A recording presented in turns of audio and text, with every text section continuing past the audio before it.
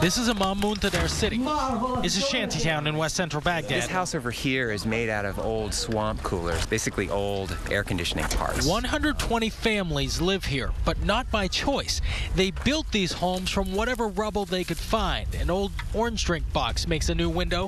We brought all of our kids and the women of our household here. We were threatened with guns and they threw us out of our home. In Baghdad, families live in a Shia neighborhood or in a Sunni neighborhood. There's not much mixing allowed. We were Shiites living in that area. In 2006 and still today, armed thugs have been systematically kicking people out of their own homes. I have 6 children. For Bushra Nehma and her neighbors, it's forced homelessness just because they hang a picture of the Shia Imam Hussein on their walls. We were forced at the barrel of a gun to get out. Of course, it's not the ideal situation, but what are we supposed to do? We have nothing else. It's estimated 250,000 Iraqis live just like this just here in Baghdad, triple that throughout the entire country. That's children, men and women living with these electrical lines tapping illegally into the city grid and water lines tapping illegally. The sewage just runs out in the street. The garbage is fed to the livestock here. As far as slums go around the world, this is about as bad as it gets. For children and for anybody to have open sewage like this is just a huge health risk. That's Dan Legenkamp. He works for the U.S. Embassy here in Baghdad, helping people in squatter camps like this. They run into all sorts of problems, like health issues. He has indigestion, stomach problems. The U.S. military is leaving, but every day, more and more people like Daniel, civilians, arrive in Iraq. They're here to stabilize the country, clean up the mess left behind by Saddam, Al-Qaeda, and the sectarian thugs who kicked Miss Bushra and her kids out of their home. What typically we like to do is not only meet the village leader, but meet people from all different ranges in sort of the economic structure here. It's a struggle to keep kids healthy and fed and the leaky mud roof from collapsing. And so you can see down here, they've received a UNHCR tarp on the ground. Last year, the U.S. Embassy spent $200 million to help these people who can't go home. Some people tried to go back and they were killed. I have the right to stay here. This is my right. Well, technically, the land is owned by the Iraqi government. Any day now, the police could arrive with orders to kick everyone out and flatten Imam Muntadar City. We have no choice. There's no other choice. We don't have anywhere else to go. The swords of Qadisiyah were put up by Saddam Hussein in the 80s to commemorate the Iran-Iraq War. This is a remaining relic of the past in a country that's still trying to decide its future. But how do you come out of basically the Dark Ages, held down by a tyrant dictator for a generation, and suddenly become a free and open democracy? It's not easy, but this is the story we're telling here in the next hour. I'm Dave Malkoff, and this is Assignment Iraq. We get a little walk. We couldn't get our MRAPs in there. At the end of a dusty path here in Samawa, Iraq, nothing short of a revolution is beginning. And this is Muthana TV. Through Saddam's time, it was only one TV station. Just one network, and this 20,000-watt transmitter is only here to rebroadcast President Saddam's propaganda. And now we have more than 10 or 15 Iraqis channels. Saeed Jassim is the station manager here at the Muthana al-Iraqiyya station. A local health program. Similar to PBS, this public broadcasting station is now free to broadcast basically whatever they want. But this is still Iraq. We called Studio Sabri. Mr. Sabri's photo hangs in Mr. Saeed's office. Al-Qaeda kidnappers made the previous station manager disappear. Actually, they want to destroy life in this country. A wall of videotapes archive all the stories this one station has been able to tell since the fall of Saddam. For instance, the assassination of the governor. Muhammad Ali al-Hassani was the governor of Muthana province. And 3 years ago, as his motorcade passed through the neighborhoods here in Samawa, a roadside bomb tore through his armored Land Cruiser. It was targeted against him personally. Though there has been some progress here. One of the happy reports is the handover of the security from the U.S. Army to the Iraqi Army and Iraqi police. Now they've got a new satellite truck and the power's on. Through focusing on the shining changes in this country, they hope to bring Iraq into the light. one newscast at a time. What does the eye mean? It means keep your eye for the events. Think about it. Here's a guy who has, basically the same job that I have, putting news on TV every day. But I don't have to worry about someone putting a sticky bomb underneath my car just because I'm reporting the news. But the violence here affects every single person in some way. After the break, blood is cheaper than water in Baghdad. the fears and the hopes for this country after the American troops leave, which is soon. Simon Iraq continues in a moment.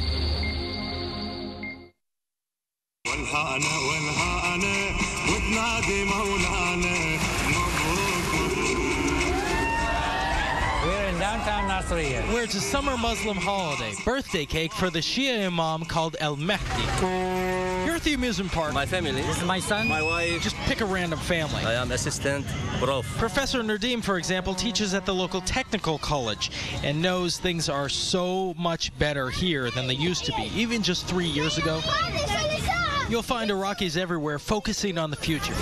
A better life for their kids, freedom, and a government that works.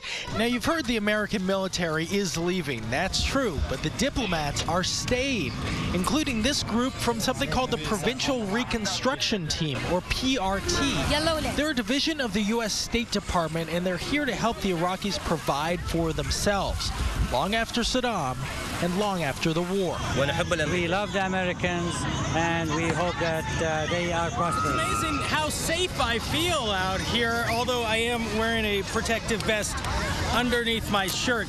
The American military will not do this. They will not come out to an amusement park. We had to come out here with the PRT's private security. There are still people here that don't like us. But as a rule, an American military presence is generally no longer needed or accepted around amusement parks. Our linguist Nabil Moonla and security specialist Steve Tucker I've been in Nasiriyah for 4 years. I've never seen that. were the first to notice her, the girl in the short skirt.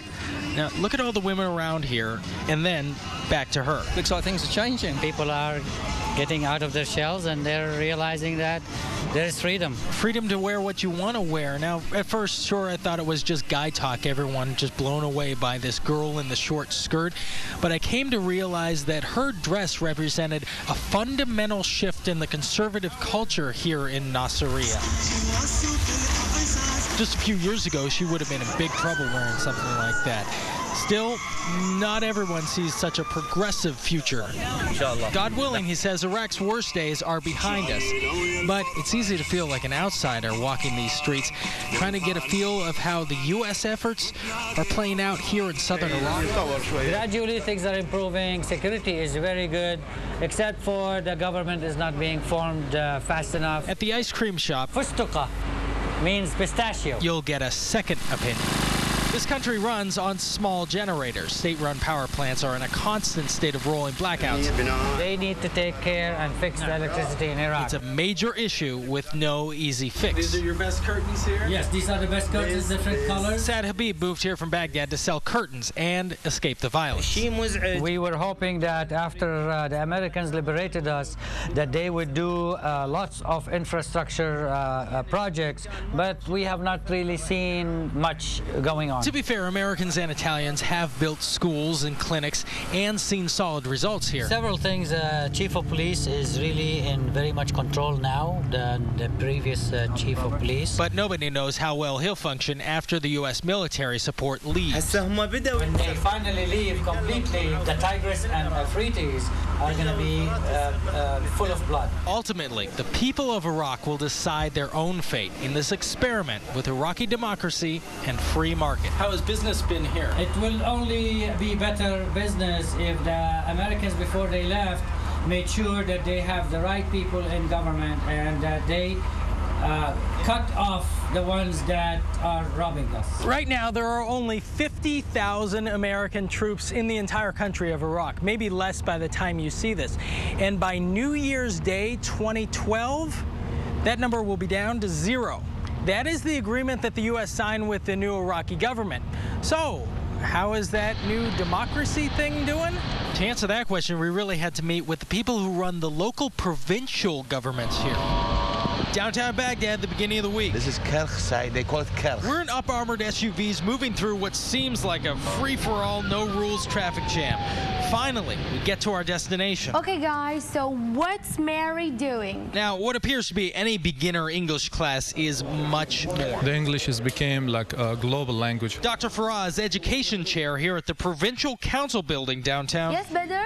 She's playing tennis. She's playing tennis. Very good. These students work here at what's a lot like a city hall. The State Department chipped in a microgrant to help create this class. But turn back the page to October. The situation was like, I can describe just like something similar to the Judgment Day. And you'll see, coming to work here takes a steady hand. Let me describe it this way. It was a mixture of water, blood, and gravel. The damage is still visible here on the roof from the car bomb that exploded around here in October. It was a monstrous one, leaving a huge crater in the side of the street just out there, and they're still cleaning up the damage months and months afterwards. Unfortunately, till now, there is people who are missing in action, and we couldn't find their bodies. Amar? Terrorists don't want to see this government work. The goal for them is like to prevent us from doing our job over here. But the classes and the work continue here for these men, women, and children. We know that we are daily targets, but we do our job day by day. But still, they've got big political problems here. The biggest one is in March, the people of Iraq elected a new prime minister, or so they thought. They cast their ballot, and still months and months later, here we are, and they're still trying to figure out who won that election. That kind of thing makes a voter feel like they don't count. But the people of Iraq are resilient. For instance, there is a group of people who live just south of here in the marshlands who Saddam tried to wipe off the face of the earth by using water as a weapon of mass destruction. Coming up, you're going to meet one man who fought the dictator and won. But at what cost? This is Assignment Iraq.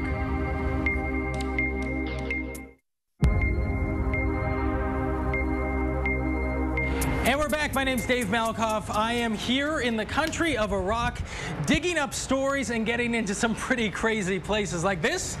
This is the Al-Salam Palace, one room of Saddam Hussein's old palace. I want to show you this over here. This is some pretty shoddy construction. You can just pull this building apart.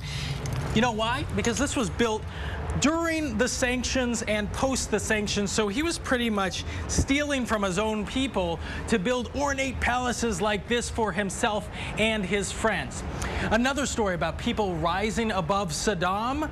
There is a marshland here. It's just south of here. Iraq's not all a desert. It's bigger than the Everglades. The people who live there trace their roots to before the beginning of recorded history.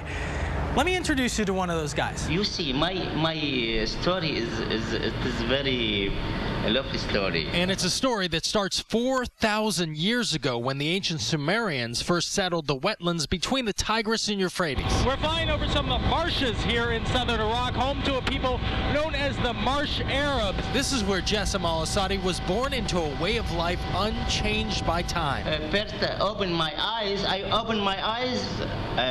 on the waters and open sky and trees and grasses and water buffalo. But then, in 1991, Saddam Hussein lashed out against the Marsh Arabs, literally moving the rivers away from their home. The marshes became drained completely. 2 years, all the marshes became like a desert. It took 12 dry and deadly years and the fall of Saddam before Jassim could help his people flood the marshes once again. When they cut the dike, the water go on in the marshes. But today, there's a new enemy, drought. Nature Iraq, my organization, have some solves, some solutions. He's brought Iraqi officials from Baghdad down here to the marsh to talk about refilling what was lost here.